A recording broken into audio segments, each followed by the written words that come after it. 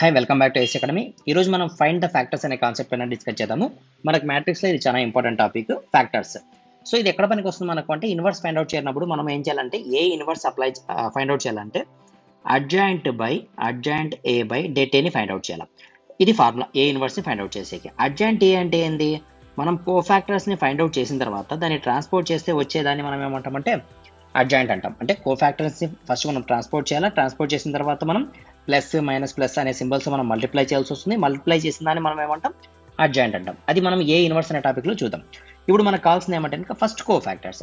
ఈ cofactors 2/2 matric ఎలా చేస్తాం అనేది మనం ఈ వీడియోలో చూద్దాం. నెక్స్ట్ వీడియోలో 3/3 కూడా మనం ట్రై చేద్దాం ఒకసారి. ఓకేనా?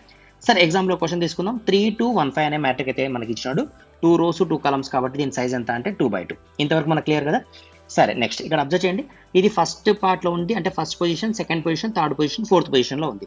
సో మనం ఇది జాగ్రత్తగా ఏం చేయాలంటే ఫస్ట్ పొజిషన్ లో ఉన్నదాన్ని ఇక్కడికి రీప్లేస్ చేయాలా, ఈ 5 ని పైకి రీప్లేస్ చేయాలి. అంటే జస్ట్ చేంజ్ చేయాలి, మనం డయాగనల్ వాల్యూస్ ని రీప్లేస్ చేయాలి పొజిషన్. సో 5 పైకి వస్తుంది, 3 కిందికి వస్తుంది. అర్థమైందా ఇంతవరకు?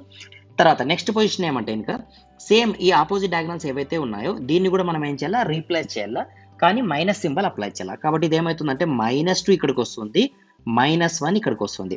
సో ఇప్పుడు ఈ మ్యాట్రిక్ యొక్క ఈ 2/2 మ్యాట్రిక్ యొక్క కోఫాక్టర్ ఎవరంటే ఈ 5 -1 -2 3 అనే మ్యాట్రిక్. క్లియర్ కదా? అర్థమైందా? సరే, ఎగ్జాంపుల్ ఇంకో క్వశ్చన్ చూద్దామా. ఇప్పుడు ఇక్కడ 4 ఉంది. సో మనం ఆన్సర్ ఏం రాయాలా, ఇక్కడ 3 ఉన్నదాన్ని రీప్లేస్ చేసి పైన 3 రాస్తాను, ఫోర్త్ పొజిషన్ లో 4 రాసిన. క్లియర్? తర్వాత ఈ 2ని తీసుకొని వచ్చి -2 రాస్తాను, ఈ 5ని తీసుకొని పోయి -5 రాస్తాను. ఇది ఈ క్వశ్చన్ యొక్క ఈ మ్యాట్రిక్స్ యొక్క కోఫాక్టర్. అదేవిధంగా ఇంకో ఎగ్జాంపుల్ చూద్దామా. ఇప్పుడు ఇక్కడ 7 ఉంది. సో నేను ఏం చేయాలి, రీప్లేస్ చేయాలి. కాబట్టి ఇక్కడ ఏమొస్తుంది -4, ఇక్కడ 7. ఇవి రెండు క్లియర్. నెక్స్ట్ ఈ 3 దీన్ని మైనస్ అప్లై చేసి ప్లస్ చేంజ్ చేయాలా. తర్వాత ఇక్కడ -6 ఉంది, మనం మరీ మైనస్ అప్లై చేయాలి. అప్పుడు -6 అవుతుంది. అంతేనా?